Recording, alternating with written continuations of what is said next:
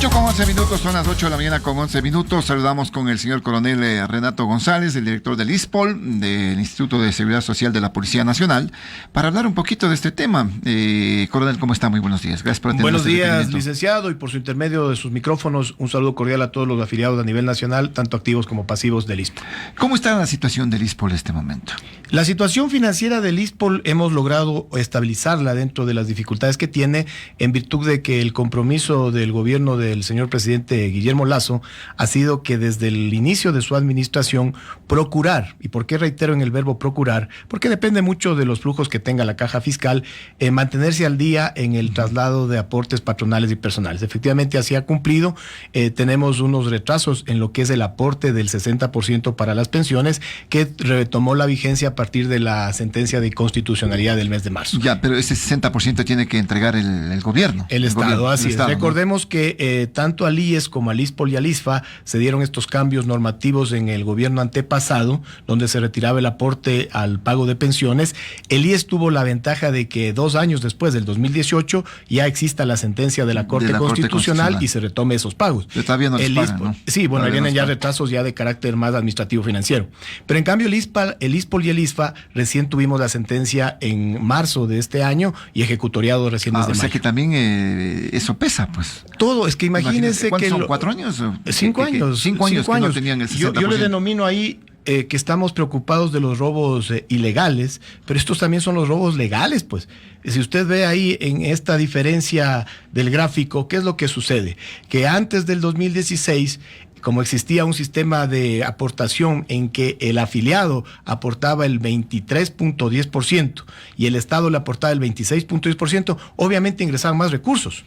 Cuando se dan estos cambios de la mal llamada ley de fortalecimiento de los regímenes de seguridad social, policial y militar, lo que se hace es bajarle el aporte personal del 23.10 al 11.45%, pero lo más grave, el aporte patronal del 26 al 9.15. Es decir, un aporte similar al que sucede en el IES, porque aquí apuntaban, con el paso de los años, tener el discurso político de manifestar que por qué existen 3 institutos que tienen el mismo nivel de aportación y que lo que aumentan es burocracia, lo fusionaban en el IES, el ISPOL llegaba con sus estados financieros aparentemente saludables y licuado todos estos atracos que ahora estamos presenciando.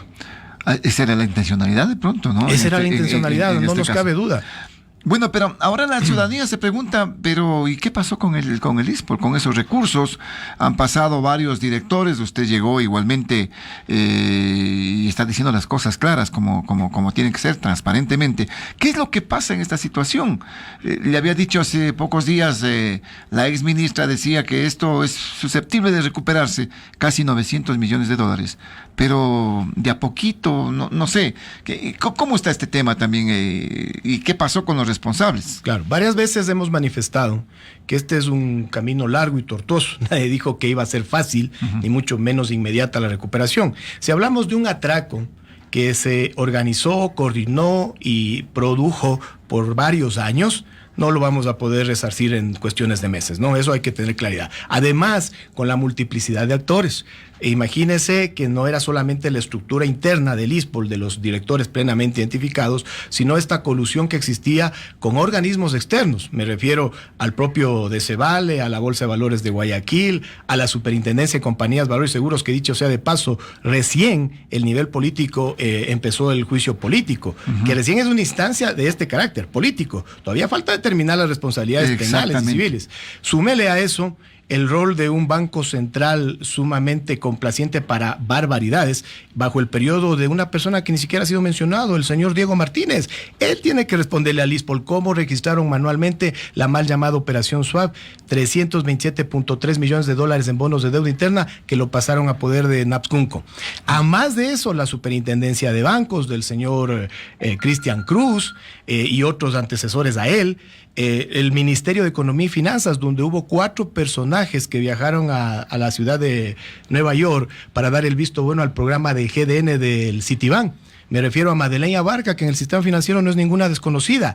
A Grace Rivera Llanes, hermana de Patricio Rivera Llanes, ex ministro de Economía. A William Vázquez, que anda fugado por justamente la venta de bonos en Petroecuador. Y a Juan Hidalgo, que hasta el mes de mayo, en el gobierno anterior, era subsecretario de Crédito Público. Esa es la magnitud de los participantes que han estado. Esto fue alto nivel, digamos, en este caso. Hay una, digamos, una complicidad de todos estos exfuncionarios, funcionarios. Así es, licenciado. Hoy en la tarde tengo la comparecencia en la Asamblea Nacional, en la Comisión de Fiscalización, por el juicio político emprendido en contra del superintendente de Compañías Valores Seguros, abogado Víctor Anchundia Places, quien no tiene que responder solamente por el periodo en que es superintendente, del 2019 hacia acá. Nosotros vamos a exponer que él era intendente nacional desde 2011. Es decir, él tiene una trayectoria larga en la superintendencia de compañías. Pero sobre todo, vamos a reclamar ese rol lapso que han tenido estos organismos de control para que sean partícipes, facilitadores, cómplices de los atracos que se han presentado, no solo en el ISPOL. Mire que ya van asomando los otros afectados. Ya asomó el Fondo de Cesantía del Magisterio, que nosotros lo dijimos en una entrevista anterior con ustedes. Hablamos del BIES. Lastimosamente, estos otros actores no les veo yo en un rol frontal, preponderante, inclusive mediáticamente presente, para que reclamen sus derechos. ¿Por qué razón estarán arreglando de alguna otra forma? Lo que pasa es que las diferentes organizaciones tienen también sus ritmos, sus organismos superiores y sus disposiciones y estrategias. En el caso del ISPOL, nosotros no podemos tomarnos tiempo de estar esperando que nos solucionen, porque se trata del futuro de 80,000 familias. En virtud de eso, si nosotros no recuperamos, esto es una grave afectación directa, no indirecta, directa a casi 200,000 personas del conglomerado policial ecuatoriano. Usted dice claramente, si es que no recuperamos, esta es la afectación directa a los policías y familiares de nuestros policías. Pero, ¿cómo va el tema de recuperación? Paso a paso. Hay algo, ya se ha recuperado, se ha bloqueado algunas cosas, ¿no? Sí, de lo que se conoce el tema de estos papeles que estaban en el Banco Central, esto del Citibank, parece que están bloqueados. ¿Esto sumaría cuánto? ¿Unos 300 millones? Mire, yo le facilito una lámina en donde se resume en sí el atraco, ¿no? De los 1.550 millones de dólares que el ISPOL tenía de capital, 600 millones estaban entregados en préstamos de nuestros afiliados, y eso es lo único saludable. Claro. Y 950 millones son los tramos que están divididos en 7 segmentos que tienen todas estas irregularidades. Ahora, de esos 950 millones en meses anteriores logramos, y además alerto a la ciudadanía, se están dando cambios de jueces sumamente extraños que lo que buscan es precisamente poner a jueces ad hoc para que deshagan las acciones legales que nosotros ya logramos. ¿A qué me refiero? En días anteriores, la señora Oriana Rumbea, que ya tenía una tropa de abogados, alrededor de 6 abogados, el último día contrata a un abogado de apellido Norix, primo directo de la jueza Yanela Norix, para forzarle a que la jueza se excuse. Eso es prohibido, es antiético. El Consejo Nacional de la Judicatura tiene que actuar con solvencia. ¿Qué es lo que buscaron? Propiciar un nuevo sorteo. ¿Sabe quién salió sorteado? Un juez que hace pocas semanas declaró inocentes a una familia altamente conocida metidas en este tipo de trafacías. O sea, ¿qué esperamos? Que mañana ese juez nos levante la inmovilización de los 265 millones de dólares que están en el Banco Central. Nosotros no somos ingenuos, sabemos cómo se actúa, y por eso denunciamos públicamente y exigimos que las autoridades correspondientes realicen también las acciones que ameritan. ¿Qué más? Esos 265 millones de dólares que están inmovilizados, aún no recuperados, es una de las prioridades que tiene el consorcio jurídico que hemos contratado, el de Gonzalo Córdoba y Asociados. Ellos tienen que definirnos ya en los próximos días cuál va a ser la estrategia para jurídicamente recuperarlos. Pero hay que demostrar que son los que esa es plata del ISPOL. Ese es el problema, pero a su vez es la ventaja estratégica que tenemos. ¿A qué me refiero que es el problema? Mire, esos bonos en este momento en el DCB del Banco Central, gracias a la administración del señor Diego Martínez, reitero el nombre, gracias a esa administración están registrados a nombre de Naps Cunco, que es una filial de Citibank. Por ende, si yo voy al Banco Central en este momento y digo, devuelvan esos bonos del DNT, van a decir, no sé quién es, ¿no? ¿Qué tenemos que hacer nosotros? Demostrar la legitimidad de esos recursos. Pero nosotros somos los únicos que lo podemos hacer. ¿El Citibank qué dice? Pues han hablado con estos directivos del Citibank. De manera directa no, pero recuerde usted que justo en la administración de la doctora María Paula Romo, ella sí pudo establecer contactos, y los funcionarios del banco Citibank Nueva York, sobre todo me refiero a Justin Carroll y a Georgina Novelli, Ellos manifestaron que el Citibank poco menos no tenía nada que hacer aquí. No es así, señores. Tarde o temprano nosotros iniciaremos acciones internacionales contra el Citibank y contra la Fish Corporation. ¿Por qué? Porque son bancos internacionales de varios años que tenían por lo menos la obligación de cumplir lo que le denominan ellos la due diligence, es decir, la debida diligencia. Comprobar de dónde son los recursos, a dónde se van a transferir. No lo hicieron. ¿Por qué no lo hicieron? Porque estaban también coludidos. Mire que Gastón Bedani, un funcionario en ese tiempo, en el 2014 me refiero, de la Fish Corporation, es quien le propone al Citibank Nueva York el programa GDN. Este programa GDN estaba estructurado para operar con gobiernos de Latinoamérica. ¿Sabe con quién terminaron operando? Con IFCOR del señor Jorge Chers. ¿Cómo termina el Citibank operando un programa que está diseñado para gobiernos con un privado? Y no pasa nada. Y no pasa nada. Son las complicidades que tienen estos bancos internacionales. Pero este señor Cherres Miño, de alto vuelo, pues. No tanto, sobre él existen otros personajes que están pasando desapercibidos, del señor Héctor San Andrés Pesantes, que yo lo tengo aquí señalado. Sí, él es realmente el ideólogo de todas estas trafacías, y no del año 2011. ¿Y quién es este señor Héctor San Andrés? Mire, para entender quién es Héctor San Andrés, hay que remontarse al año 2008, cuando hubo los Pati Videos, recuerde usted. Sí. Ya, ese anuncio de default que hizo Ecuador y que luego contrató a Val Pacífico, que es la casa de valores que depende del Banco del Pacífico, para que adquieran 161 millones de dólares de bonos Global 2012 y 2015, pero al 30% de su valor nominal. ¿Qué es decir? ¿Qué sucedió? El ministro de Economía salió y anunció que no íbamos a pagar la deuda externa. Obviamente los bonos en el Estado, del Estado en el mercado se desploman. Se devaluaron, claro. Esta casa de valores Val Pacífico los adquirió al 30% de su valor nominal. La pregunta es, ¿y de ahí quién se benefició con ese diferencial? Muchos de esos bonos deben haber sido vendidos a instituciones públicas. ¿Se ha hecho esa investigación? Ahí aparece ya el señor Héctor San Andrés Pesantes, amigo cercano de la ex superintendente de Compañías Valores y Seguros, Suad Mansur, al punto que en el 2015, en el proceso de renovación de esas autoridades, la señora Suad Mansur presenta certificado de honorabilidad de Héctor San Andrés Pesantes. ¿Se imagina el nivel de colusión de las autoridades?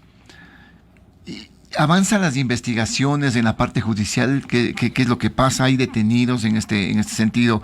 Pero a este señor Cherres nada, y ahora que usted dice señor San Andrés tampoco, pues. Sí, claro, por eso le digo, nosotros tenemos muy clara comprensión entre la verdad histórica, es decir, todo lo que sucedió, y la verdad procesal. ¿Cuál es la diferencia? La verdad procesal es lo que en los cuerpos de investigación, la Fiscalía General del Estado, que es la que dirige las instrucciones fiscales, puede demostrar la responsabilidad de las personas. Eso hay que tener claro. Por ello es que se han cerrado ya 3 instrucciones fiscales, con aproximadamente 26 vinculados. Muchos de ellos se repiten los nombres, ¿no? Pero ¿cuál es el problema? Que ahí no están todos. Ahí faltan muchas más personas involucradas y autoridades de alto vuelo. Pero claro, sí tenemos que reconocer el rol que han tenido fiscales muy valientes de la talla del doctor Martín Navarrete aquí en Quito, o en Guayaquil del doctor César Suárez y del doctor Víctor González. Pero de nada sacaríamos positivo cuando han avanzado las investigaciones en la etapa preprocesal, en la etapa procesal, y estamos a las vísperas de audiencias preparatorias de juicio, y nos ponen a jueces ad hoc que digan, este sí pasa a juicio y este no. O peor aún, que llamen los jueces que son más pragmáticos y que además tienen una formación deontológica, van a llamarles a juicio a todos esos procesados. Pero igual estamos en las manos de tribunales, 3 personas. Y sabemos muy bien todas las novedades que han existido en los sorteos de jueces, pues si yo no estoy descubriendo el agua tibia. Estamos hablando de un atraco de 950 millones de dólares. Aquí hay plata hasta para comprar conciencias. Hay una situación bien complicada, bien terrible, digamos, en ese aspecto, como dice, plata para comprar conciencias. Lógicamente, 950 millones de dólares, plata para todo, digamos, en ese aspecto. Y ante esta lucha, ¿es factible que el ISPOL pueda salir adelante, coronel? Sí, nosotros somos muy optimistas. Le escuchaba que la doctora Romo había manifestado que sí se pueden recuperar valores, pero que claro, llevará tiempo hacerlo. Coincidimos en ese criterio. No se va a poder recuperar todo porque mucho ya ha sido licuado en fiestas, en viajes, en lujos, en todo esto que normalmente atina la corrupción. Pero le hablaba yo que de los 950 millones tenemos inmovilizados 260 millones y aspiramos y esperamos que la justicia lo mantenga así hasta que nosotros logremos demostrar recuperar. De lo contrario, estableceremos también los responsables, con nombres y apellidos, inclusive desde las autoridades administrativas que no toman los recaudos que estamos advirtiendo. Pero además de eso, recuerde que en los meses anteriores pudimos ya recuperar aproximadamente 12.5 millones de dólares. Sin embargo, en la próxima semana, el consorcio que le contratamos tiene que entregarnos ya el diagnóstico caso por caso de cuál sería la estrategia más adecuada para continuar con las recuperaciones, sobre todo de los capitales que están en el país. Y yo creo que si hacemos un barrido inmediato, sí podríamos de los 950 millones, si todas las cosas nos van como esperamos, recuperar aproximadamente unos 2/3. Y me dirá la gente, y bueno, ¿y el tercio que falta? El tercio que falta también hay que recuperarlo. ¿Pero cómo lo vamos a hacer? A través de indemnizaciones. Ahí vienen los que pueden pagar, la Fish Corporation, Citibank y todos los que podamos identificar. Hay transacciones que se realizaron a través de bancos internacionales como el Prison Bank, como el DT Bank. Tendremos que ver si tienen responsabilidades, tendremos que analizarnos si tienen responsabilidades o si únicamente fueron pasos administrativos financieros. En estos capitales que están en el país, están esto de los terrenos, 35 millones de terrenos. Sí, en lo que para nuestras contrapartes se denominan proyectos urbanísticos inmobiliarios, cosa que no es así.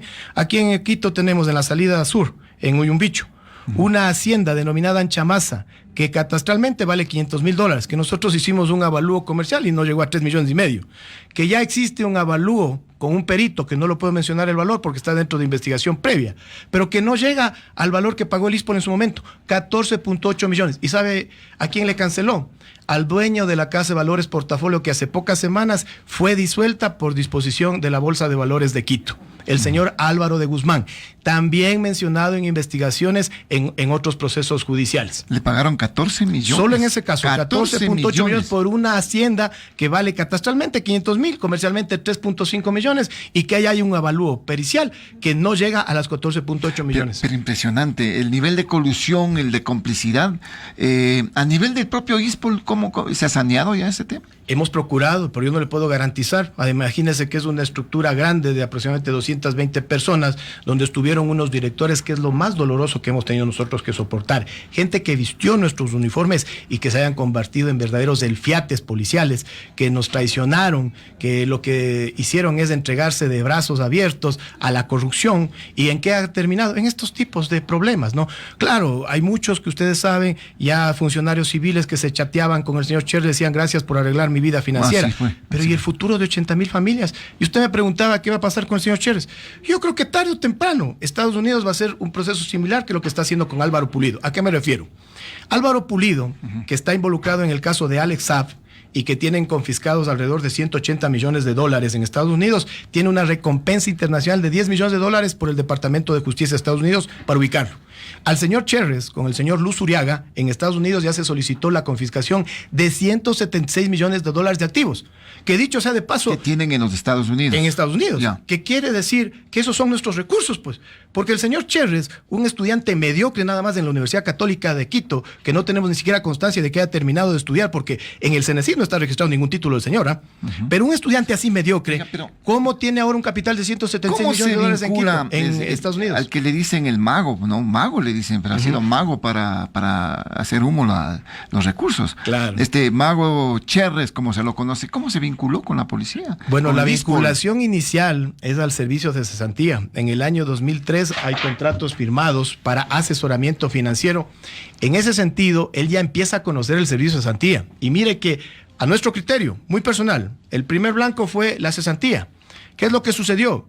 Hubo una terna para ser los directores ejecutivos de la cesantía, pero no triunfó el candidato que ellos tenían. ¿Quién era? David Iván Proaño Silva. Meses después, ¿qué es lo que hacen? Le ponen de director general del ISPOL. Pero las cosas no quedan ahí. ¿Ha escuchado usted que el exministro José Serrano ha manifestado que él no tiene ninguna responsabilidad, que él solamente presidió un mes y medio el Consejo Superior del ISPOL y que yo poco menos vea, no sé ni qué es lo que pasaba en el ISPOL?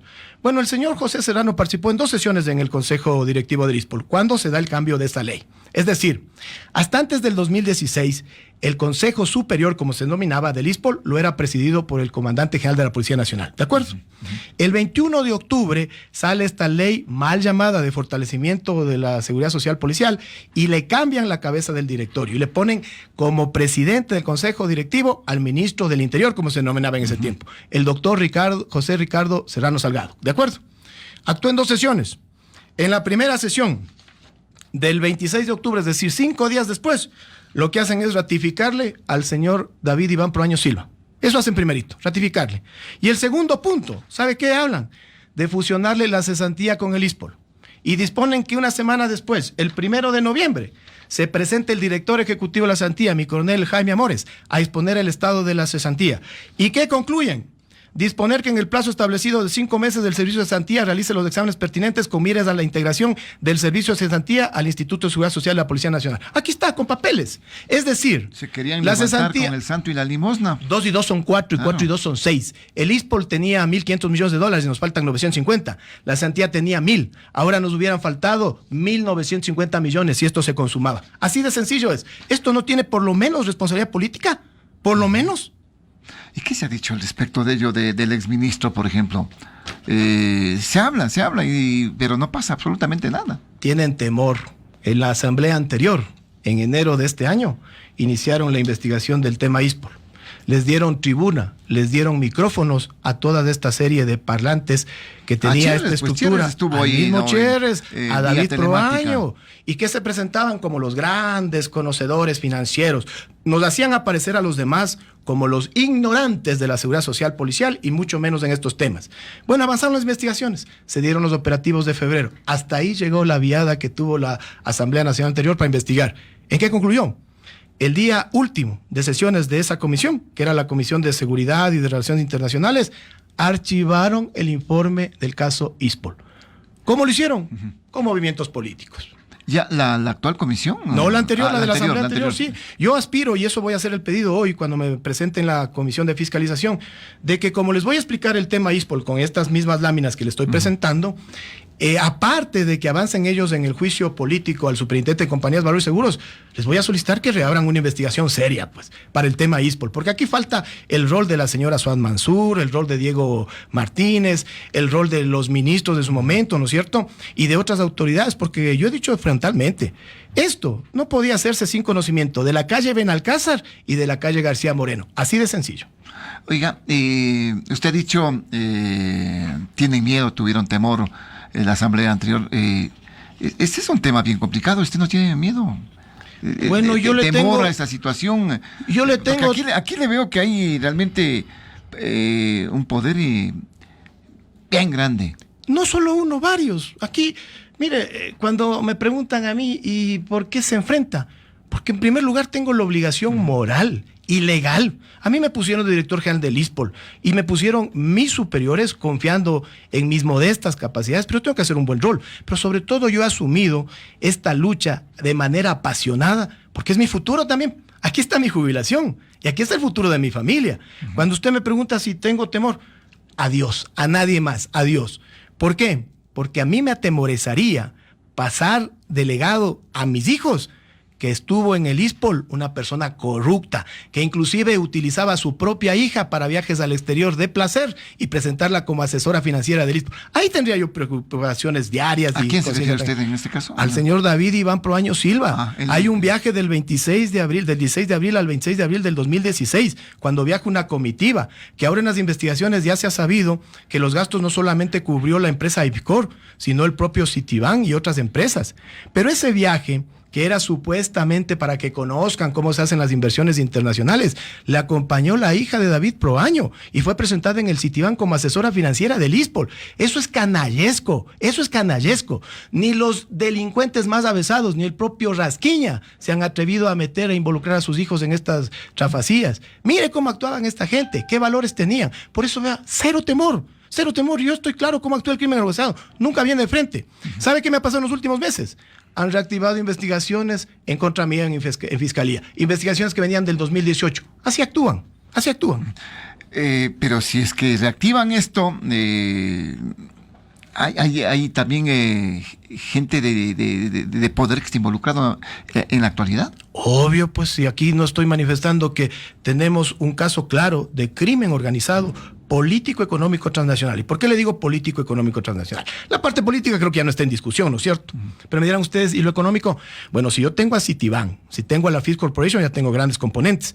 Pero si yo le sumo al Banco del Austro, ¿y por qué me refiero al Banco del Austro? Lo vamos a exponer hoy de tarde en el caso Ecuagran y Delcor. Resulta que Ecuadrian y Delcor, empresas vinculadas en sus directorios y que tenían unos balances fingidos de que estaba todo maravilloso y que la Superintendencia de Compañías les permitió 6 emisiones de obligaciones, no una, 6 emisiones, a partir del 2011. Mire cómo los tiempos van coincidiendo. Llegaron un momento en que una casa de valor participó en esta emisión de obligaciones y salieron $7 millones de Delcor y $7 millones de Ecuadrian, que los adquirió el Banco del Austro, 14 millones. Pero además Ecuadrian realizaba lo que se denomina captación ilegal de capitales, porque recibía depósitos de personas naturales y jurídicas y les entregaba letras de cambio. Esas letras de cambio también fueron adquiridos por el Banco del Austro.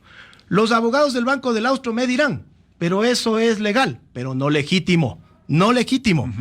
El mismo personaje que estaba en esa casa de valores, lo digo con nombre, Patricio Córdoba Pizarro. ¿Sabe quién es ahora? El gerente financiero del Banco del Austro. Y cuando se pasa al Banco del Austro, trata de recuperar lo que él mismo sabía cómo lo hicieron y firman con la familia de Iván Goldstein, es decir, Gad Iván Goldstein, con Enrique Huerta y con Enrique Weisson, es decir, los directorios de estas empresas, firman una hipoteca abierta en agosto del año anterior, dándole garantía con la planta de Ecuadrian. Una planta que vale $30 millones, garantizando una aparente deuda de $17 millones. Y con esa hipoteca abierta, firmada fraudulentamente, días después de que Goldstein ya salió del país, quieren ponerse primeritos en la línea de cobro por sobre la seguridad social policial. ¿No es eso crimen organizado? Y realmente lo que usted nos acaba de comentar, coronel, realmente es una situación inverosímil, oiga. Inverosímil de cómo se hizo las cosas y cómo se ha perjudicado. Esperemos a ver cómo van los resultados. ¿Hay la voluntad política en este momento para apoyar, para que esto siga adelante, para que se investigue, para que en definitiva se recaude, que regrese esa plata del ISPOL? Pero yo voy a ser sumamente claro. Es lo que exigimos nosotros, que haya una voluntad política, pero no solo del nivel ejecutivo. El señor presidente ya tuvo la gentileza de recibirnos en el mes de julio en una reunión donde le expusimos estas novedades y nos dio total apoyo. Tan es así que en días posteriores se gestionó un crédito no reembolsable con la CAF para que nos ayuden en el diseño del gobierno corporativo, que es una de las debilidades del ISPOL, ¿no?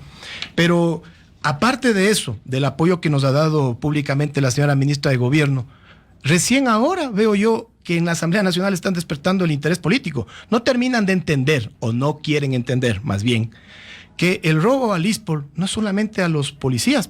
Si mañana no se recupera ese capital, con ese reglamento a la ley del 2016, que dice textualmente que el Estado garantizará las pensiones, ¿quiénes terminamos pagando la factura? Los 17 millones de ecuatorianos. Es un robo finalmente al Estado. Por ende, requiere el apoyo político no solo del nivel ejecutivo, sino de toda la clase política ecuatoriana. Mucho me temo que estos intereses político-económicos que acabo de decirle van gestando toda esta especie de somnolencia. Recuerde que al inicio, el año anterior, querían reformarlo y restringirlo el tema ISPOL solamente como algo puntual. Nosotros hemos insistido varias veces que no somos los únicos afectados. Ya asomó Seguro Sucre.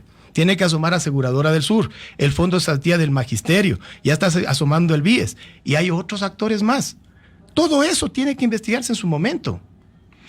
Coronel, estaremos pendientes. Hoy va a la Comisión de Fiscalización. Esperemos que esto vaya tomando su cuerpo y lógicamente tenga este análisis y esta investigación que es pertinente, y ojalá fundamentalmente que se recupere esta plata que se llevaron, pues realmente muy campantes, con la complicidad, como usted ya lo está señalando, de mucha gente, de muchas inclusive autoridades. Coronel, muchísimas gracias, muy amable. Muchas gracias a ustedes y un saludo cordial a todos los ecuatorianos. Gracias al coronel Renato González, director del ISPOL, aquí con nosotros a través de Radio Noticias La Poderosa. Vamos a la pausa, ya volvemos.